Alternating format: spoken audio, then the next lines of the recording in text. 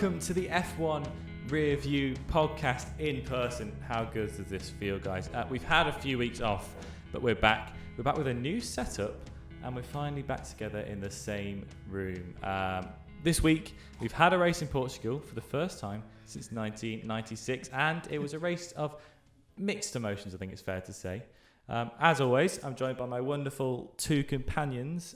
Ruth is here, Producer Ruth. Producer Ruth, in the room, in the building. In the building, and of course, Mr. Reese Keeble. Hello. I feel like we should say that the reason why we took so long, and we didn't do last week, was because we were getting all this sorted. Yeah. We weren't just having a lazy week like we put out on Twitter. We wanted to be a bit secretive about it.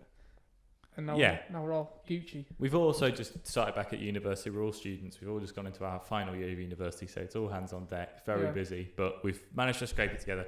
If there is any technical difficulties, any sound problems that aren't quite right, leave it with us. We'll get them sorted out, but we're trying to get it all working properly, aren't we? Would you believe that this isn't our full-time job? I know. Who knew? Who knew that? Crazy. Blimey.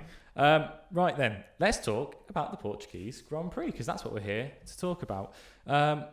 We'll talk about first a bit of qualifying. We'll just get a little bit of rundown of qualifying. Oh, Reese is just adjusting some levels. There we go. Yeah, this is all the stuff that you don't see. Yeah, we've got a whole audio interface and stuff now. I'm just trying to get it sounding right for us. Just getting it right in your ears. Just getting it right in my ears. That's how it should be. Yeah. It's nice just being able to see your face again. I know. Honestly. It's weird not having... I mean, normally Ruth's behind a bit of glass. Yeah. So this is strange. I don't like this. It's nice just actually being able to look across and see you. Yeah. I can tell when you're going to speak, so I'm not going to speak over you. Yeah, we're not speaking over each other anymore. It's brilliant. You just said you won't speak over me. Just did.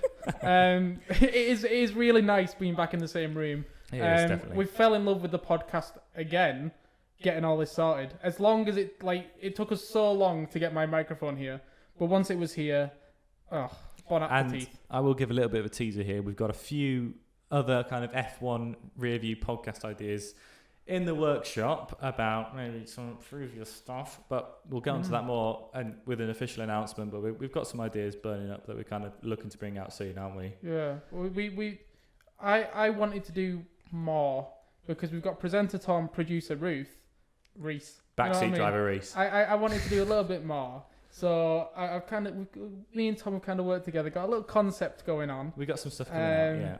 Yeah, because, as you know, I'm only 2 years into F1. Mm-hmm. I've missed quite a lot of seasons. Yeah. See what that means. So I'm going to basically relive my childhood with Reese and Ruth alongside me. So I'm looking forward to it. It could be good. We'll see. More on that, obviously, in the coming weeks. Nothing official just yet. Yeah, it's still top secret. Don't tell anyone. Don't tell anyone. Not even your mum. She can't be trusted.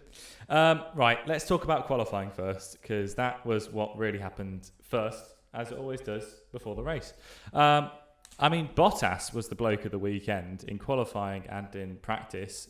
All practice sessions he topped, and the first 2 sessions of qualifying he topped until right at the last minute in Q3, Hamilton pipped him to it. Hamilton managed to get P1 from him in quali, and Bottas ended up in P2, Verstappen in P3.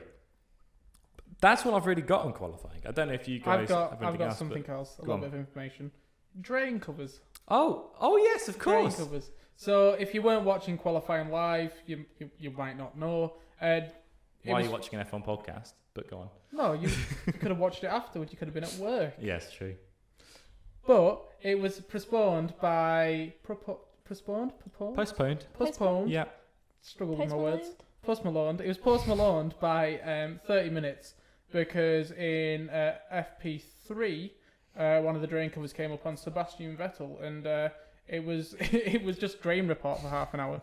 Like, they were going around testing the covers, pulling them up, and being like, "Oh, this one's not decent. Let me get the grout sealing and try and stick it down a bit." I think they ended up just tarmacking over them or something. Yeah, didn't they? Very weird. They said for the race that they were going to try and tarmac them, which I feel really sorry for Portugal now, because they've got a racetrack that will not drain.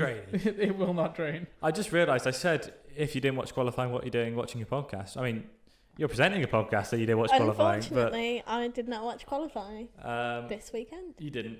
She had an ear infection. She was very ill, but she's back at it now. Poorly. She's watched highlights. She watched the race, to be honest. You pulled yourself out of bed to watch the race. I pulled myself out of that room, in here, in my nightgown, it's true. to sit and watch the race with my KFC rice box. I lived with her and I thought she was at work.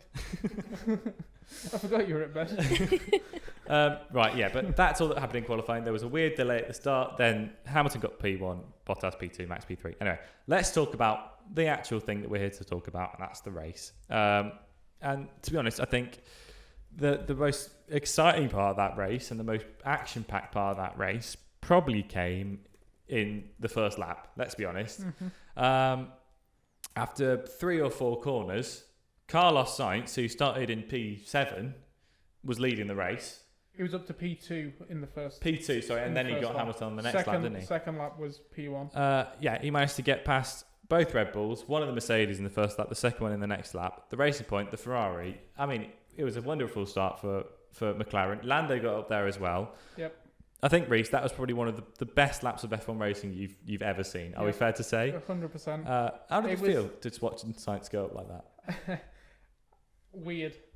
It's got to be said weird because you're normally used to seeing, your 2 silver arrows now black arrows setting off, and then just followed by the Red Bulls. Your Ferrari's normally 10th and 11th or something like that, So it was very strange to see.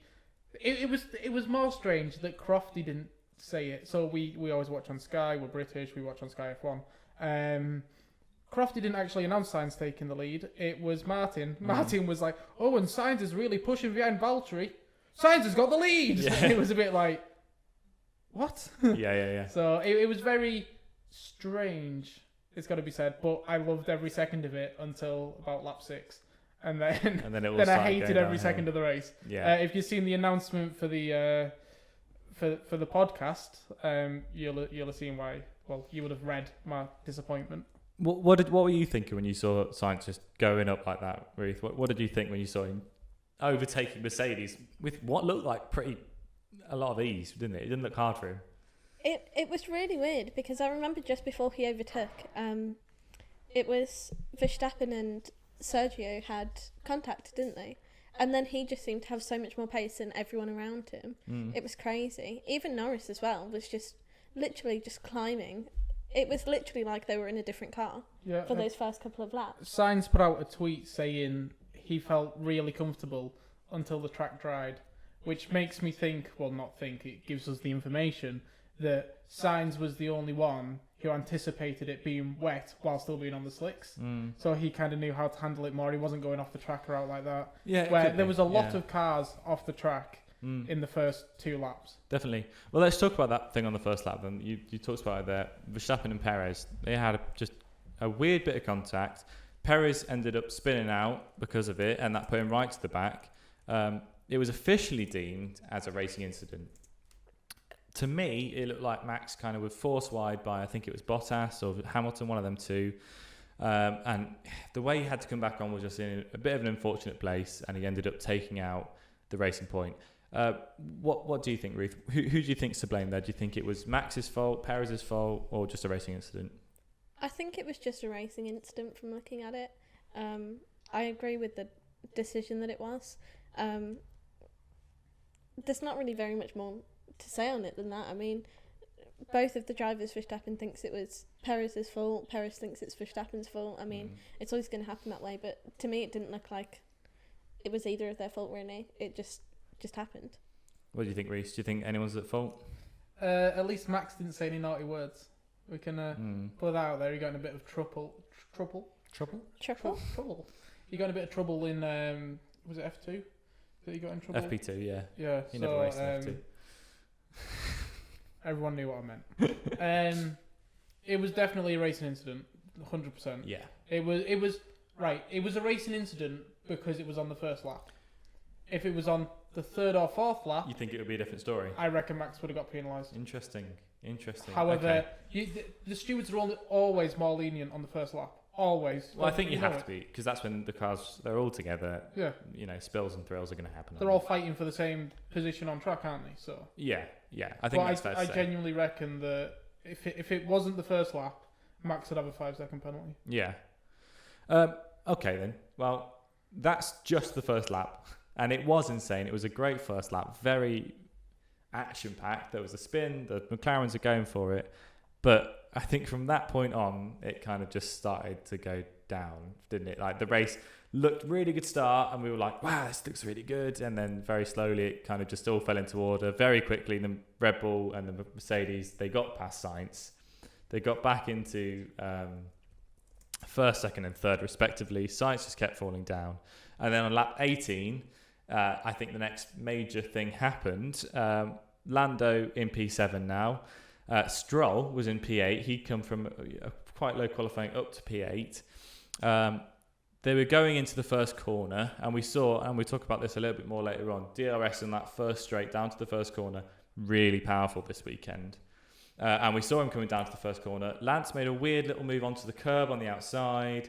Lando went on the inside. It was just all very messy. Bang, going into it. Lando ended up losing his front wing.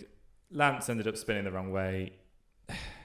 Ultimately, it ruined both their race. I think that's fair to say. Lando had to pit for a new wing. Lance ended up getting a 5-second penalty and ended up retiring from it as well. But it's the penalty I want to touch on right now. Do you think that the penalty was fair there? Do we think Lance deserved to get the penalty for hitting Stroll? Do you think Stroll deserved the penalty for hitting Lando? What do you think? We'll go to you first, Reese. What do you think? Well, I tweeted, okay, which is what I'm trying to find. Mm-hmm. The exact words on at the F1 Rearview plug. It's somewhere there above my head. I tweeted saying, if Lando gets a penalty, we riot. And I feel like that sums up my feeling to that, because it seemed like both were being investigated because they thought it was 50-50 and one of them deserves the penalty. Yeah. Lando definitely didn't deserve that penalty. I think it was very, very harsh on Stroll. However, it took two consistent top 10 finishers back to being, I think Lando finished 14th, 13th, something like that. Yeah. You know, it took two of the top 10. Stroll retired from the race. So I feel sorry for Lando, but if it was a racing incident, they both got what they deserved, kind of. And I will add, Lance did get the 5-second penalty for that. He then also ended up getting another 5 seconds for track limits, which was another thing this weekend. Yes. So he ended up with 10-second penalty and then retired. So, Ruth, what do you think? Do you think the first 5-second penalty should have been given to Lance, yes or no? I think it's hard when you watch back to see who is indefinitely at fault. Well, the thing is, me and you were yelling at the TV. Like, I was sat there, you were sat there. We were yelling at the TV. I was shouting, "That's a penalty! That's Lance's fault! Get Lance!" And you were like, "That's Norris! Norris did this!" Yeah. You know? Because it's so hard to judge it when you see it straight away. Everyone's always going to have divided opinions, and whether you like one team more or not, obviously every person has their own biases. But with one like that, it was so hard to see who was actually at fault. So I don't know whether it was harsh that both of them didn't get a penalty, and that just one of them got a penalty. It's hard to say. I'll add to that saying what made it even harder to know is they never showed Lando's on board. They showed Stroll's, they showed Lando's rear wing, and they showed an external camera that was a bit obscured by the accident from Stroll's car. They didn't ever show what Lando saw in front of him. And I think that would have changed it a lot. If Lando could see a gap and was going for that and then Stroll cut it off, that's a different story to if Lando tried to squeeze a gap that Stroll had and wasn't there. Yeah. We never saw that. I agree. I think that shot... Sorry. I had my hand up like a teacher. What corner was it on? It was on turn 1. Turn 1. Yeah. So this is the same thing as the DRS, like the DRS zone, which we are going to talk about later. Yeah. But it just goes to show how unpredictable, because the DRS. Can we push it forward to now, or do you have a nice segue into the I've DRS got zone? one piece I want to talk about before we get onto that. Okay. So yeah. I was just going to say it shows how unpredictable that turn 1 was because of DRS. Yeah.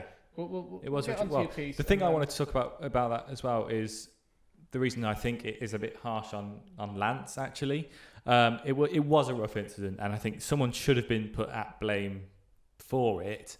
But at the same time, he was trying to make the move. Lando was on the inside, and people would say Lando could have backed out of it. But that's racing. You're not going to back out. And I think it's very similar to actually an incident which also involves Stroll in FP2 that we alluded to earlier with Verstappen.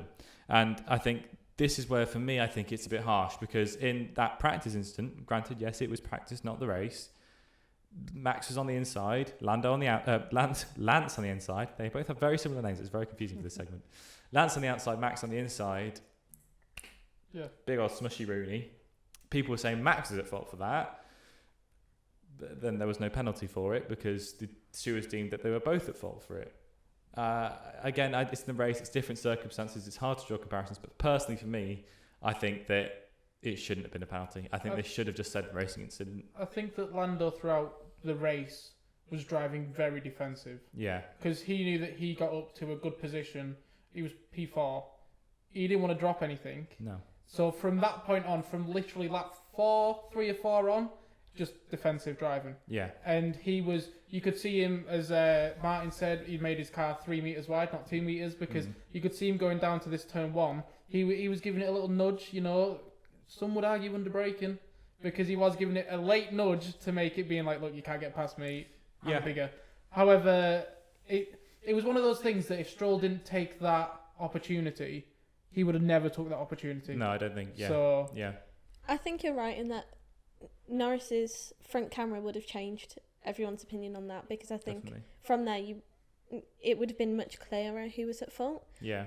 Maybe the stewards had that and that's why they deemed it Stroll's fault.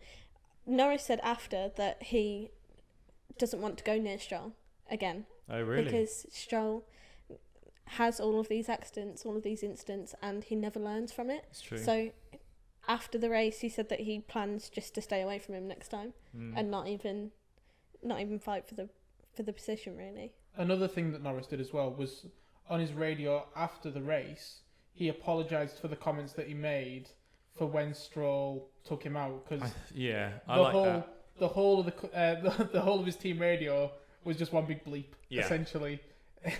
So it was nice to see him be like, look, that was in the heat of the moment, I'm sorry. However, you could argue, it was good he did it, but you could argue that the only reason he did do it was because Max came up under a lot of scrutiny. Maybe. I think it's fair to say to Lando there that is really good sportsmanship, to be honest. 100%. And I think I need to tip my hat to him for having the guts to go and say something and then apologise for it and saying, look, it was racing, it's under the heat at the moment. Honestly, not many drivers would do that. Mm-hmm. Many drivers, when they say something, they stick by it, kind of thing. So I will say, good job to Lando for kind of going back. And I think that helps. It's his character, isn't it? He is that kind of nice guy. He doesn't want to be painted as a mean, swearing on the radio kind of bloke like Max. So yeah. Well, it's surprising when you hear a radio message from him that is mainly just like beep beep. Exactly. Like in the other race, he was getting told, I don't know which race it is, that's why I've announced the other race. He was getting told about black and white flags. It was the last one that we had an issue with track limits, because Portugal was an issue with track limits. Someone came on his radio and they were like, look, you've exceeded track limits, you got given the black and white flag. And he was just like, beep, off, sort of thing. He was like, stop talking to me, I'm trying to race. And it was the first, I looked at you, I was like, jeez. You know what I mean? Lando's not normally like that. He's stressed. Yeah, definitely. Yeah. Well, my last point on that, and we'll use this kind of roundup point. I think it was tough for Stroll because he had that spin as well. He was already at the back. He was already struggling. A 5-second penalty didn't make much difference to that. But at the same time, it made the difference for Lando because then he wouldn't fall to last. But I don't know. Anyway. Was it not Perez that had the spin, not Stroll? Sorry to... Stroll spun in that incident. With he Lando. went off the track and then had to rejoin. Oh, with Lando? Yeah, that incident he spun out. That's what I'm saying. I thought you meant the first incident. That was Perez, yeah, but Stroll also had that spin. Right. Now, instead of Keeble's Corner this week, and I'm getting onto your point here, instead of Keeble's Corner this week, I think we need to look at Keeble's DRS zone. Yes. Because that DRS section down that main straight was so strong this weekend, and I think pretty much almost every overtake that wasn't either on the first, second, or third lap, or in the pit lane, happened on that straight. I made a sacrifice this week for Keeble's Corner. Keeble's Corner, you got rid of it for Keeble's main straight. You could do a Keeble's Corner as well. You got a corner? Turn one to the end of the straight. Yeah. Thanks for putting me on the spot, but turn one. Well, go on then. Talk a bit about that straight. What happened there? What was was it being too long? What was the problem? the issue with the DRS zone on the main straight, the pit straight, is that it was way too long. Whoever they sent out with the tape measure got it wrong. Because that's how they so do it. wrong. That's how they do it. Yeah. Tape You measure, get Brian from accounting, because he does nothing else on the weekends. Oh, right. Comes down with a tape measure. His mate Boris. They're just both holding it, and Sarah's there as well taking the numbers. Johnson. It was Boris Johnson. Yeah. He's got no better to do. He essentially what's happened is every time we saw a car in DRS zone, it could be 0.9 seconds. We were like, overtake. Yeah. You know what I mean? It was easy. The second you get into DRS zone, the millisecond you get into DRS zone, that's how tight it is. It's an overtake. We were watching things when I was like, he's done it, and because you're like, because you know racing better, Tom, you're like, oh no, he hasn't. He can't do that now. He's like halfway down the pit straight. Yeah. He's easily done it. I think Martin said on commentary, if it was 100 meters shorter, it'd be much closer, and it'd be much more fighting for it in the corner kind of thing. Yeah. What do you think? How do you think it was? Do you think it was okay, or what? I do agree. I think it was just way too long. I think there was a little tussle between Gasly and another driver, but I'm not 100% sure who that driver was, and it was on the straight, and he was really far back at the start of the straight, and he just got so close and then managed to overtake after. But it's because he made up so much time on that DRS zone. Well, they said something like you gain 80 kilometers an hour when you've got DRS. Yeah. So if you think that the car in front of you, let's say hypothetically it's going 220, the car behind you is now going 300. And when it's that bit longer than it was, you know, I'm not saying that it was bad, because it made the race really fun to watch. You knew that everyone was pushing for that DRS zone. The only problem was the overtakes, like you just said, were happening on the main straight. Yeah. You didn't see anyone lunge into a turn 9. You know what I mean? They were waiting. They were like, oh, I'm not 0.5 behind. I'll just wait. Main straight, easy. Yeah. I think there was even one instance where someone was looking at an overtake and then decided not to do it. Yeah, it was... I think it was Norris. Yeah. Because I was saying, go on Norris, do it. And then he didn't. I was like, he's waiting for the main straight. Yeah. He was easy to just follow him for the last like 3 or 4 corners. Yeah. I think there was a couple of nice overtakes as well from corner 5 to corner 7, where it goes around and then comes back on itself. It might have been Norris again there actually, but there was a few really nice ones there. Well, I've got that here. Yeah, there was a few good. It was kind of proper wheel-to-wheel racing through a few corners. It happened with, from what I saw, Kimi and Sainz had a good bit of wheel-to-wheel, and Perez and Ocon. Yes. And I think it was through those. It was kind of, you got the bit down the straight, and then they just sort of went side by side into the first corner and just continued for the next 6 corners. Like, it was really interesting to watch. An interesting thing about the Perez and Ocon one is that Ocon put out on his Instagram, I'm the social media expert by the way, he put out on his Instagram saying, nice racing you again, Sergio. And Sergio replied being like, no, it was Ocon, Sergio put out saying, nice racing you again. And Ocon replied saying, you won this time, brother, or something like that. It was nice to see that little rivalry. Yeah. Like, kind of there, not there, friendship, you know what I mean? I've got your title. Producer Ruth. Social media correspondent Reese. I'm not on it enough. I just see stuff that people put on Twitter. But yeah, I thought those little battles were really good, and I've got it here. I was saying it all weekend, and I'll say it again now. The hills and the ups and downs and the adulation and things in this track, I loved it. It was great. It made it look a lot faster racing. I thought when they're going down the hill and going up the hill, it looked way faster. I just really enjoyed it. I thought it made the racing look really good, and I can't say personally I've ever heard of Portimao as a circuit before this season. But bring it back next year. It was great. You said it was a test circuit, didn't you? In 2009, They did the testing there in 2009 instead of Barcelona. Yeah. I'm surprised they didn't keep it. Like, I'm surprised it weren't like, this is actually pretty cool. Yeah. The thing that got my full attention on it was when we were waiting for Drain Gate to finish, and Sky Sports were like, oh, how do we feel this time? They put in an interview with, an interview kind of thing. It was Lando on the Sky Pad with Anthony. And Lando was like, you don't realise how hilly it is until you're there. He said that he can go over, I think it was the main straight, he can go over the last corner into the main straight and not see the start-finish line. And he said that he sat that far down that it just surprises him when he comes back down. Like, he doesn't realise when the track's dipping and stuff like that. He also gave the great analogy as well, of when you're going over the hills and stuff in this track, it feels like, you know, when you're driving in a road car and you go over a railway bridge and you feel it in your stomach, you feel like the whoa kind of flip. Thing, like a very steep bridge. He said that's just how it feels driving round. Like, can you imagine that whilst you're driving? He said it feels like that, but 10 times worse. Yeah. I think he said. So, controlling an F1 car while you feel a little bit sick. I used to make my granddad slow down and go like 10 mile an hour over them because it used to freak me out. Didn't like it. Credit to the drivers. Definitely. Is there anything else any of you guys want to touch upon from the actual race? Because I think I really want to touch on Alex Albon. Oh, okay. Here we go. Because there's been a lot of speculation after that race that he is toast and he is gone. We let the Red Bull fan plan this week's podcast and notice how nothing about the second driver appeared in his notes. A lot of people have said that the drive that he had this weekend is very reminiscent of Gasly's drive just before he was replaced. Yeah, I think I said that in the race, didn't I? So last time a F1 driver was lapped by their teammate at Red Bull, they got replaced. It was replaced by Albon. Christian did an interview where he said Gasly's got about 2 or 3 weeks to prove himself. So I think the seat's Albon. his. He said Albon, sorry, that's because of you. He said that Albon's got 2 or 3 weeks to prove himself. The seat's his. He just needs to show that he wants to keep it. And it was a cracking display by Lewis. Like, Hamilton did an amazing display. However, the second he got overtook by Hamilton, that was it. I'll be really, really surprised if he's there next year. And I feel sorry for the lad because I like him. I really, really like him. For me, it wasn't even being overtaken by Hamilton. It was being overtaken by Verstappen. The car lapping itself. Verstappen lapped Albon.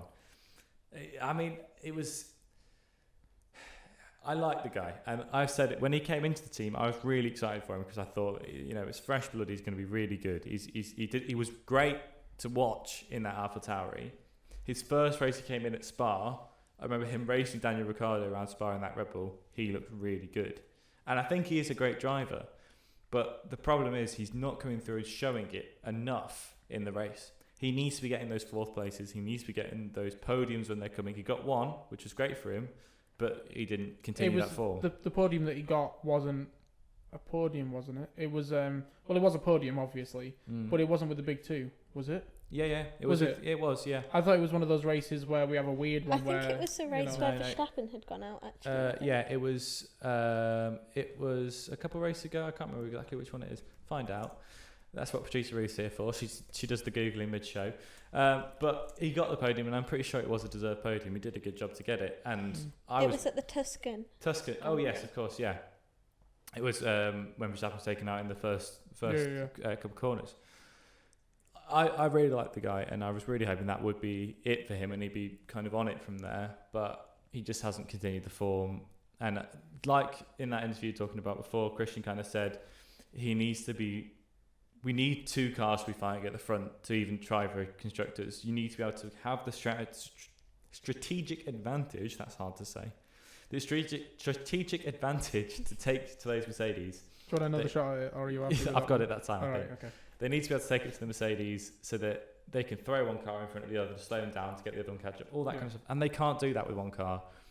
And he even said that if it doesn't work out for him, which I don't think it's going to, he's kind of got to Turkey to prove that. I think they said they're going to look outside the driver program. See, this is really interesting because they tried Gasly, didn't work.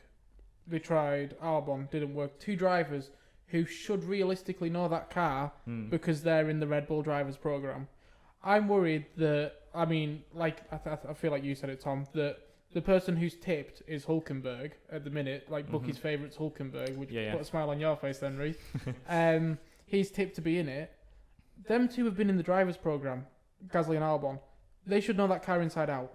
If Hülkenberg comes into the car and then absolutely poos the bed, you know what I mean? I had to think about that one then. Absolutely poos the bed with it. What's happening? You know what I mean? Yeah, I agree 100%. If it is Hulkenberg, I'm excited because I think Hulkenberg will be really interesting to see in that car. I think he's got bags of talent that we haven't seen this season, apart from his few little attempts in the pink Mercedes. I can't remember what it's called, the Racing Point. A few good bits we've seen from him, but not enough to know exactly how he'd do in a front-running car. I mean, he's been in F1 for yonks, it feels now. This is the first season we probably have without him. And every season he's been great. Every season someone said, I wanted to get a podium. He's never done it. He would be able to do it in the Red Bull. But at the same time, I want to see Albon stay there. He is a Red Bull lad. And also I'd like to say, Christian saying that we're going to be looking outside the programme. I feel bad for Gasly in it instant because any shot at him coming back to that first team has just been slammed in his face with that. See, you've used the phrase first team there. Red Bull have been very insistent on the phrase sister team. Yeah. So I feel like they've been using the phrase sister team so that they didn't have to promote Gasly again. I feel like that phrase came in there when they demoted Gasly and they were like, well, you say demoted. It's technically not demotion now, it's a sister team. Yeah. I feel like that phrase definitely came in there once Gasly got moved back down and they were like, oh no, he's not been demoted, he's in the sister team that just doesn't do very well. I think Gasly is the perfect fit for AlphaTauri though. I agree. And I think he's definitely the driver, the lead driver of that team. I hate saying lead driver because I don't think there should be only one driver who always wins for the team, but I think comparing him and Kvyat, it's not very... You said in that race, you said you feel like Kvyat's the most forgettable driver there. I have to say, I feel really sorry for him, but I never remember him after a race. I never remember anything he's done in the race either, and I'm never watching him in the race.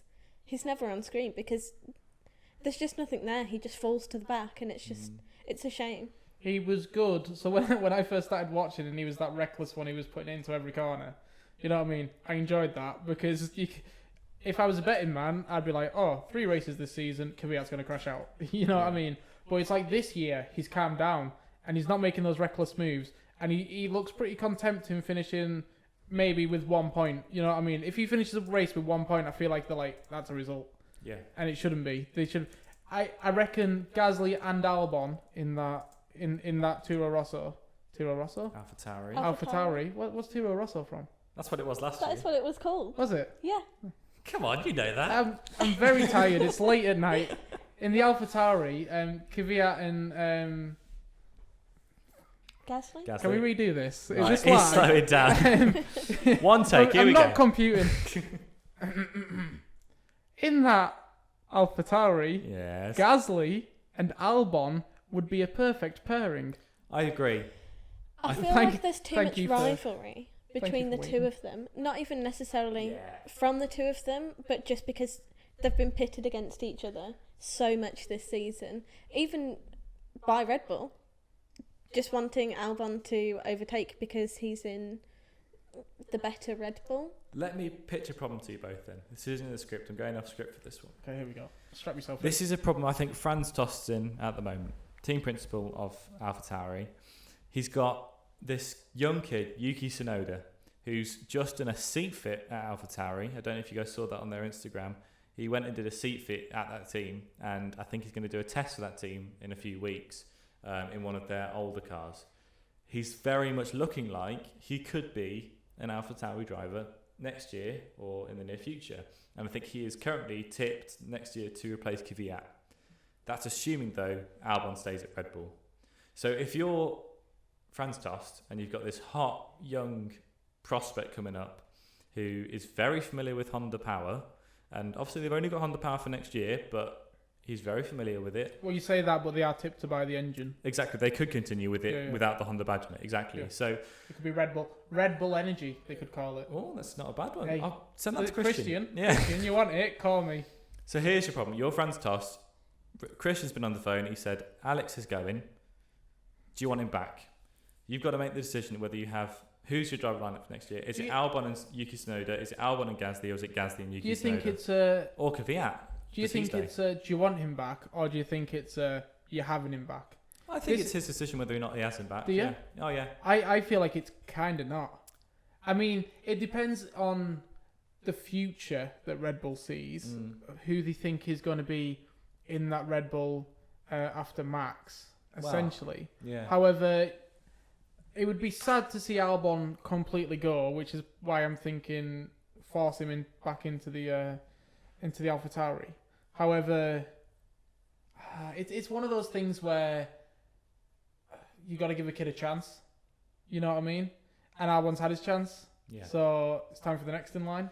Well, exactly. So you've got this hot young prospect in Yuki Tsunoda. All the other teams getting hot young prospects in. You got Schumacher, you got Ilott, all them lot are buzzing to get into a Ferrari seat now. Do you also throw one in, or do they go? Right, we've got Albon, we've got Gasly, we've got Verstappen. He's still a young talent, even though he's been in for 6 years now. He's only 22. You could argue that Albon can have a lawsuit as well. He could just be like, I'm suing you because Gasly performed worse than him in this Red Bull, and then got his seat back at Toro Rosso. Well, AlphaTauri. Do AlphaTauri sack Gasly and take Albon and Tsunoda? No, because Gasly's performed too well. I think with F1, a lot of the times, I'm saying this as a general thing, not just for, Red Bull or Toro Rosso. There's a lot of old drivers. Oh yeah, AlphaTauri. That's so funny that I did that as well. You didn't realise you did it. We're both off our game today, Ruth. We're on the same It's the new settle. wavelength. It's the new settle. Yeah, with all of the teams, I feel like they get so attached to one driver who isn't even necessarily good for the team. They just look good in a car. Like a Grosjean at Haas kind of thing. Don't get me started on the Haas, because we'll be here for another hour. I'll tell you what, we need to talk about that, but go on. Yeah. I think it's similar to how Raikkonen is still in the Alfa Romeo at the moment. He's a great driver. He was a great driver. He's been there for so long. He's breaking so many records. But is he a driver that consistently goes above and beyond and does more for the team than the next driver could? Yes. And I have to say, I don't think he does. I'd argue yes. This is a firm case of me and Ruth disagreeing again, because the name value. He's a world champion. They've got him in a Alfa Romeo. Okay, he's still driving around the track. He is still the Kimi Raikkonen. Like people, like me and Tom were talking about this the other day. Obviously not recorded. We were saying that he could, he's essentially. You all right there? Sorry, I had to move the microphone. Flooding over. I was thinking that you had to move that a while ago. What do you want to say out? Well, when it started touching my stomach, I thought, now's the time to move it. I thought it's nowhere near my latest. The thing sounds like there we go. it's I'm ready. slowly going down. Apologies. I'm ready. Yeah, One take. sorry, audio listeners. They One won't take, know, here we they won't go. know the name. Just So, a technical issue for all you viewers and listeners. Yeah. I'd argue that Kimi does bring something to that team in name value and money value. He attracts sponsors. He's a former world champion. If I were AlphaTauri, I'd try and keep him as long as possible. We had the argument about, Alfa Romeo. Stop having teams name the same thing. That's the issue here. You got young and upcomers coming in. Like we argued about whether Schumacher should come into that Alfa Romeo role. Well, hold that. You're thought. pausing me. Hold that. You're pausing thought. me, but I'm just saying that Kimi is very good at bringing in the revenue, bringing in the. You have people paying for the VIP package at races with Alfa Romeo so that they can meet Kimi Raikkonen. Well, also, and I agree. We've got our caps out here.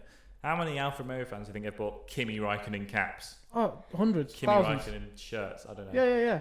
Imagine that. I agree with name value of a person. However, there's so many different routes that you could go. You could still have Raikkonen as a face at Alfa Romeo without being the driver of a car.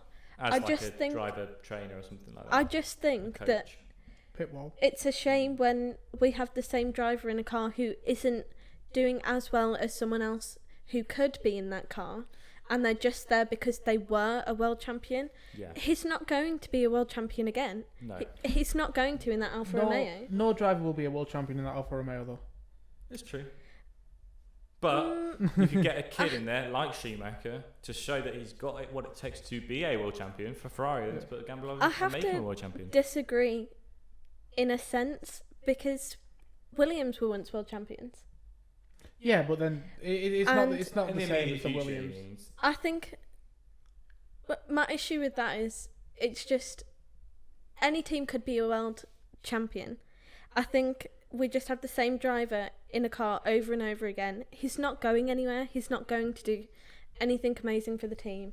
There's so many other drivers who we probably won't get a chance to see in those cars because we're having Raikkonen or... I mean, my last point on this, though, I reckon if the Alpha was competitive, and Kimi's just showed it in this last race, if that Alpha was competitive... He left Giovinazzi in his dust from the start. If that Alpha was competitive and could stay up with the top 6, Kimi would be the one from that team right now getting the podiums, getting the victories. Like, it wouldn't be Giovinazzi. And he's the youth, he's the up-and-comer for them. Right. Well, here's my last question then. This is what I'm just going to serve it on a platter, and I want to hear what you want to say.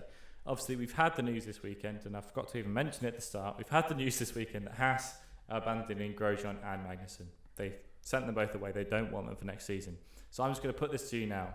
I want to know who you think will be at Haas next year, who you think will be at AlphaTauri next year, and who you think will be at Alfa Romeo next year. It's a difficult one because I don't watch F2, so I don't know who the new up-and-comers are. Schumacher's going to get a seat anywhere, and that kind of annoys me. That is more of a... I mean, he does look like he's going to win the World Championship this year. However, last year he finished something like 12th, 13th, which surprised you because I was the one who about that information. Smart Reese. I think it was 7th in the end he finished last year. Yeah, but he wasn't looking good for the majority of the season. Yeah.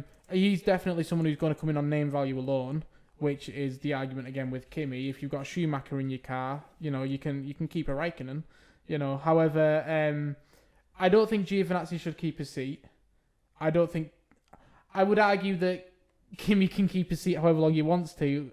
I personally don't think he should keep it. I think this should be the last season for Kimi. I think there should be 2 opens at Alfa Romeo, 2 opens at Haas, and just get whoever in there. You pick 2 new up and comers, get him in there. Give me 2 names then.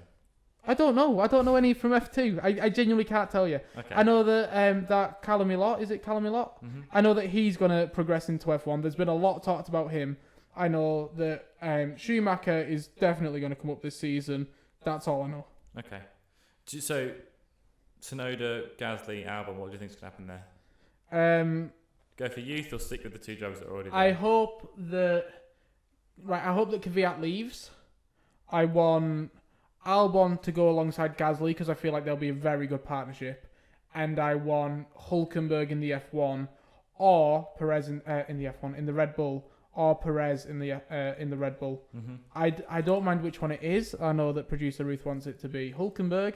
I wouldn't mind seeing Hülkenberg back in an F1 car because Perez is going to go back to Williams apparently. Yeah. That's the thing that's been rumoured there. He's going to go back to Williams, replace George. This leaves George out of a seat.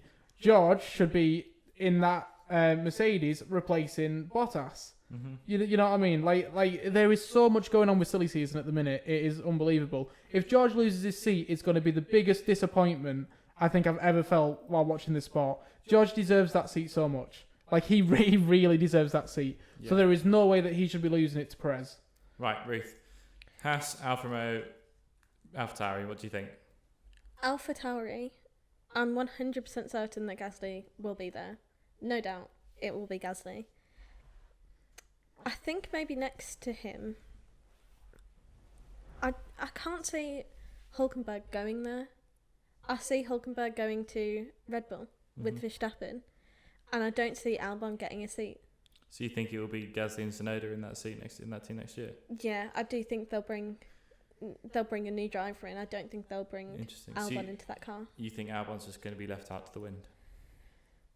I could see Albon possibly a seat at Haas. Or do you think he'll finally pick up that Formula E seat that he turned down 2 years ago?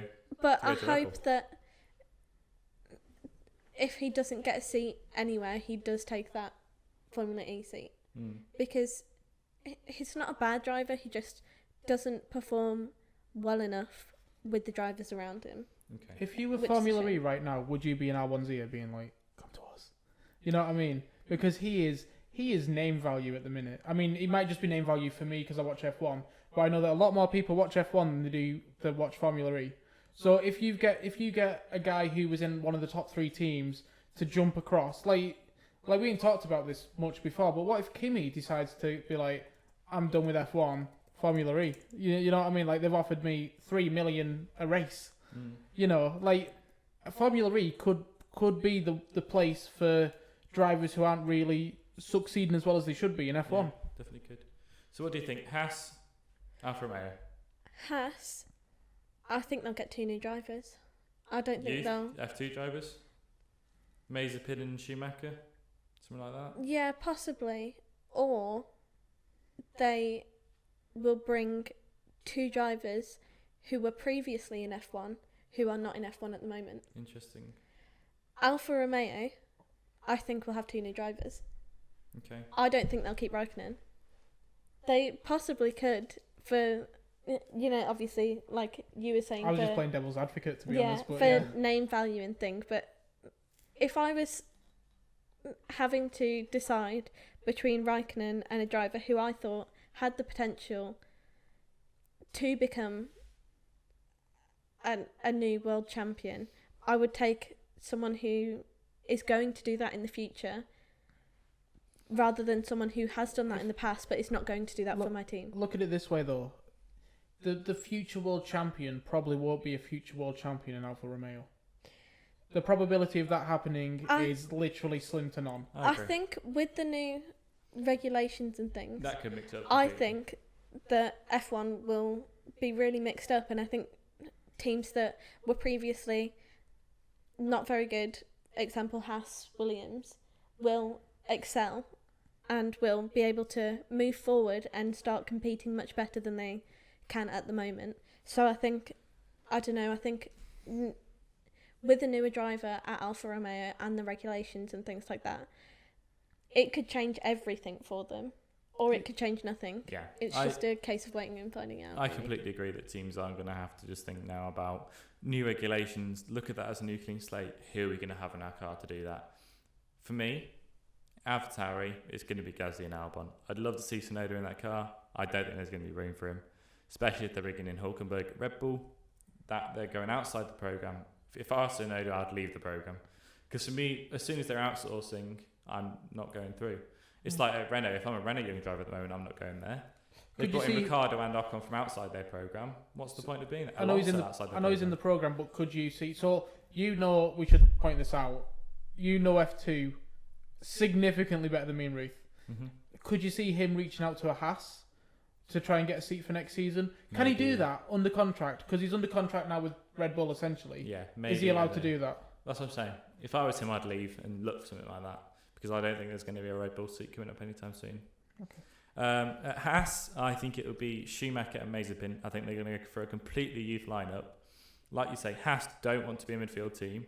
Gene Haas is dedicated that team now to 2025, and he's the kind of guy that wants to win. We've seen it in all the other sports he's competed in, NASCAR, IndyCar, whatever. He wants to win, and I think he's going to really try and take advantage of these regulation changes. He wants to get 2 young, hot prospects in, with Ferrari backing and money backing in Mazepin's case. And then with Mazepin as well, if it doesn't work out, Mazepin's dad will buy the team off him, and he'll be fine. That's honestly 100%. I think that's what he'll plan to do. Okay. And for Alfa Romeo? Alfa Romeo, I'd love to see Eilert and Schwartzman there. The other 2 Ferrari youth. I don't think they will. I think Kimi will stay for at least another season. He just doesn't look like he's ready to retire. I've said it before, I think he might, because I think he doesn't want to be fighting at the back. But at the same time, I think he just loves racing. Do you know what the issue is with Kimi? Is the fact that the longer he stays in that seat, the more records he's breaking for not lap times, the amount of miles he's set on a lap, the amount of, you know what I mean, not on a lap, but in a career, the amount of the miles he's set in a career, the amount of races that he's starting and stuff like that. The more he stays in that seat, the more records he's going to break, meaning the more that Alpha's going to want to keep him, because they're like, oh look, record breaker. Kimi doesn't care about that though. I know that Kimi doesn't, but the team will. Yeah, I don't know. Yeah, I think it'll be Kimi. Either they'll keep Giovinazzi, because he's doing all right. He got them a point, didn't he? Or they'll bring in an Eilert or a Schwartzman. I can't see anyone else going to that seat. I think it'll be Kimi and one of those three next to him. But I don't know. We'll have to find out. Right. That was a long talk. I'm looking forward to the blooming season review at the end of the season where we actually know who's going where, because that'll be very interesting. But next week, we'll talk about the race that we're going to be looking at next weekend. We're going back to a circuit that F1 hasn't been to for about 14 years. It's obviously Imola, very historic, very good circuit. It's our third race in Italy this season, and I could not be more excited about that. Going off the last two Italian races we had at Tuscany and Monza, they were mental. I think it'll be really good. I want to hear what you guys think. So what do you think we'll see this weekend? Do you think we'll get fireworks in Italy again, or do you think it'll be dull? What do you think? Imola, Ruth. I think it'll be a really exciting race. Quali, I think, will be very interesting, and I think Red Bull won't be at the top. But I also don't think Mercedes will either. I think maybe we'll see a Racing Point and then maybe 2 Renaults. I love your predictions. You're always so out there.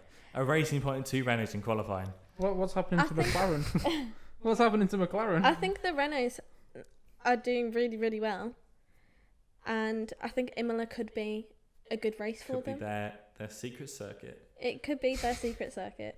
But in the actual race, I think it'll be an interesting first couple of laps, and there'll be a couple of interesting battles between some people. But unfortunately, to say it, I think it will be a Hamilton-Bottas and probably Verstappen. Just a quick one. How many red flags? We've had 3 red flags this season, all from Italian races. What do you reckon? How many red flags? 1. You think there'll be a red flag? I'm going to go with 1. Interesting. Right, Reese, quali top 3, race top 3, and your red flag prediction. Can I just go back to this last race? First race in a while, we haven't had a safety car or a virtual safety car. It's true. Just putting that out there. Anyways, for this next Italian race, Hamilton, Bottas, Verstappen in the race. Hamilton, Bottas, Verstappen. And your red flag prediction? None. I reckon that they're going to do no safety car, no red flag, no virtual safety car. I don't think there's going to be an accident that big. Yeah, but it can be wherever it is. I like these old circuits because they're throwing a lot of spanners in the works, and I'm really, really liking it. I hope there is one because it makes it so interesting on the restart. However, I reckon it's just going to be another Hamilton. He's a minute and a half ahead. He's lapped half the field. He's won it.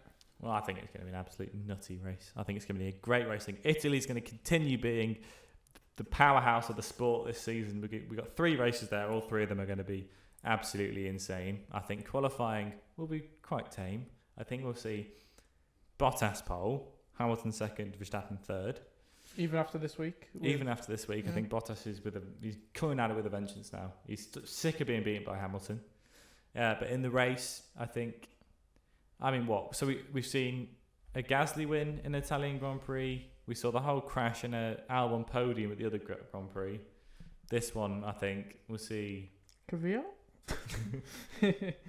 I think we'll see McLaren on the podium. I'm not sure which one. I think we'll see a McLaren in third, Red Bull second, Verstappen second, Hamilton first. But I think there'll be a McLaren twist in there.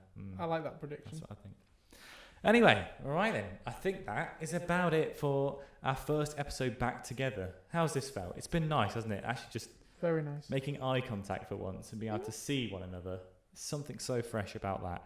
We should say, if you want to follow the race live with us, because we do tweet live, it's there or wherever you've put it. Just putting that on me in post-production. It's probably... it's there somewhere. It's at the It's going to move every time you point somewhere. There. It's at the F1 Rearview. Make sure you go check us out on Twitter. Definitely. We only post on Twitter because it's the superior platform for social media. But do go check us out. We do live tweet the races. Some of them are quite funny. Some of them are made by me.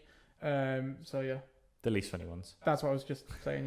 Yeah. Some of them are funny, and then there's Reese tweets. Yeah. Well, you've heard it from our social media correspondent. It's the superior platform apparently over on Twitter. But yes, it's some good stuff over there. Thank you very much for joining me again today, guys. It's been lovely. You say it like we're not get going contractually again. obliged to do it. You're not. We've got to do this podcast with It's you, true. or else you'll cry. I came up with a name. Reed's the producer. All you are is the voice. The voice, the editor. But all right, we won't go into it. Thank you very much. I have been Tom. We're going to keep on with this, even though we're not on video anymore. I've been Tom. I have been producer Bree. And I've also been producer Reed. And I've been producer. We'll see you next time. Bye-bye. Bye.